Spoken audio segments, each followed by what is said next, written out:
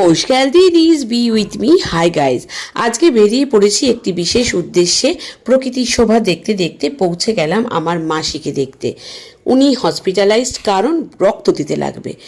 আগের বছর আমার মাকেও দিতে লেগেছিল। বোনেদের সেম প্রবলেম, এরা কথা শোনে না, ঠিক করে খায় না।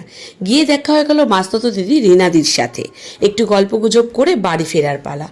বর্ষণ মুখর এই সময়ে আর কি হবে, ভিজে ফিরলাম।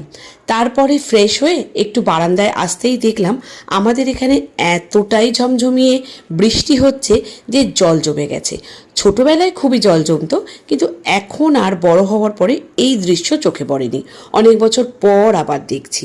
ছোট ছোট নৌকা বানিয়ে তখন এই জমা জলে ছাড়তাম আর খেলতাম। এখন প্রচণ্ড ঘৃণা লাগে। এরম সুন্দর একটা বর্ষণ মুখর বিকেলবেলা। এবার রাতের কথা চিন্তা করতে করতে মাকে গিয়ে বলেই ফেললাম, মানি রাতে কিছু এই বৃষ্টিতে স্পেশাল করো না। যেরম বলা সেরম কাজ।